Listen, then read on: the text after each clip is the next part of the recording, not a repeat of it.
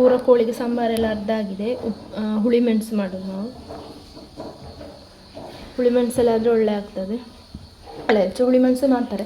ಕೋಳಿ ಎಲ್ಲ ಅದರ ರೆಕ್ಕೆಯೆಲ್ಲ ತೆಗೆದು ಕೆಂಡದಲ್ಲಿ ಸುಟ್ಟು ಅದಾದಮೇಲೆ ಕೊಚ್ಚಿ ಹಾಕಿ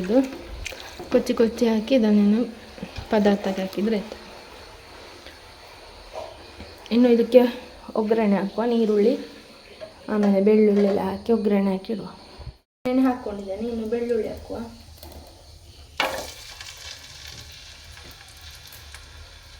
ಬೆಳ್ಳುಳ್ಳಿ ಬೇಕು ಅಂತೆಲ್ಲ ಆಪ್ಷನ್ ಆಟ. ಬೆಳ್ಳುಳ್ಳಿ ಕೆಂಪಾದ್ಮೇಲೆ ನೀರುಳ್ಳಿ ಹಾಕಿ ಕರಿಬೇವು ಸೊಪ್ಪೆಲ್ಲ ಹಾಕುವ. ಈರುಳ್ಳಿ ಹಾಕಿದ್ದೇವೆ. ಇದು ಸ್ವಲ್ಪ ಒಳ್ಳೆ ಕೆಂಪಾಗಬೇಕು.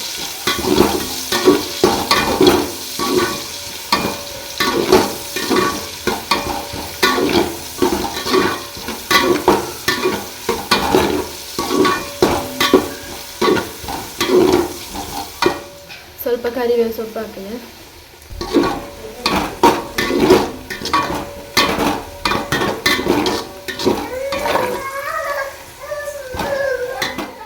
ಇದು ಕೆಂಪಾಗಿದೆ. ಇನ್ನು ಕೋಳಿನ ಅದಕ್ಕೆ ಹಾಕಿದ್ರೆ ಇತ್ತು.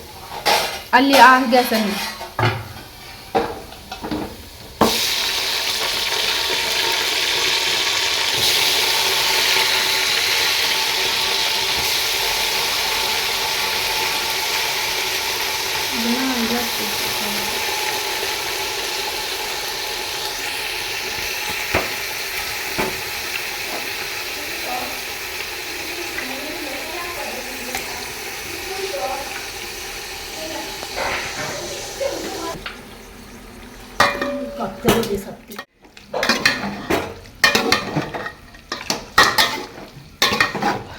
ಸಾಂಬಾರ ಮತ್ತೆ ಹಾಕುದಲ್ಪ. ಹುಳಿ ಮೆಣಸು ಅರ್ಧದನ್ನ ಹಾಕುವ. ಕಾಯಿ ಹಾಕ್ಲಿಕ್ಕಿಲ್ಲ, ಬರೀ 2 ಟೈಪ್ ಒಣ ಮೆಣಸು, ಕೊತ್ತಂಬರಿ, ಜೀರಿಗೆ, ಹುಳಿ, ನೀರುಳ್ಳಿ, ಬೆಳ್ಳುಳ್ಳಿ. ಹುಳಿ ನಾವು ತಗೊಳ್ಳುವಾಗ ಕೋಳಿಯ ತಲೆ ಎಷ್ಟು ಉಂಟು ಅಷ್ಟು ಹುಳಿ ತಗೊಳ್ಬೇಕು. ಅದು ಲೆಕ್ಕ ಹಾಗೆ ಅಲ್ಲ ಅಮ್ಮ.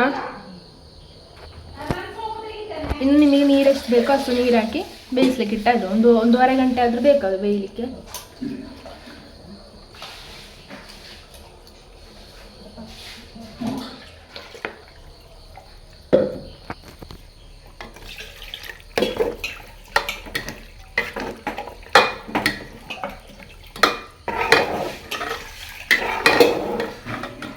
ಇದನ್ನು ಒಲೆ ಹತ್ರ ತಗೊಂಡೋಗಿ ನೀಟಾಗಿ ತಿರುಗಿಸಿ ಉಪ್ಪೆಲ್ಲ ಹಾಕಿಡು. ಅಷ್ಟು ನೀರು ಹಾಕಿದೆ. ಅದು ಬೇಯಲಿಕ್ಕೆ ಸುಮಾರು ಹೊತ್ತು ಬೇಕಲ್ಲ, ಹಾಗೆ ನೀರು ಜಾಸ್ತಿ ಹಾಕಿದೆ. ಈಗ ಉಪ್ಪು ಹಾಕ್ತಾರೆ ಅಮ್ಮ.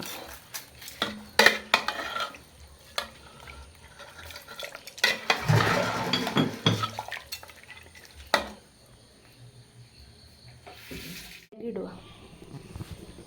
ಒಲೆಯಲ್ಲಿ ಒಂಥರ ಬೇರೆ ಟೇಸ್ಟ್ ಇರ್ತದೆ.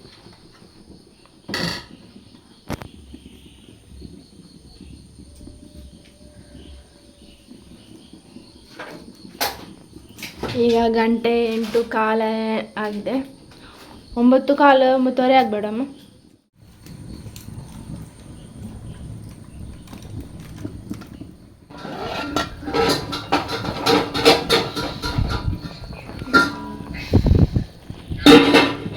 ರೆಡಿ ಆಗ್ತಾ ಉಂಟು. ಇಲ್ಲಿ ಮಹನ್ನಿ ಪಾಯಸ ಮಾಡ್ತಾ ಇದ್ದಾಳೆ. ನನಗೆ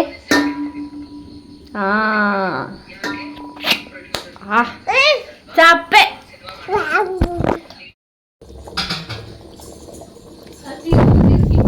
ಕೋಳಿ ರೆಡಿ ಆಗಿದೆ. ಎಣ್ಣೆ ಎಲ್ಲ ಬಿಟ್ಟಿದೆ. ಒಂದು ಕೋಳಿ ರೊಟ್ಟಿ ಇರ್ತಾರೆ ಗಮ್ಮತ್ತಾಗ್ತಿತ್ತು. ನಾವು ಕಡುಬು ಅಡ್ಜಸ್ಟ್ ಮಾಡ್ತಿದ್ದೇವೆ ಇವತ್ತು.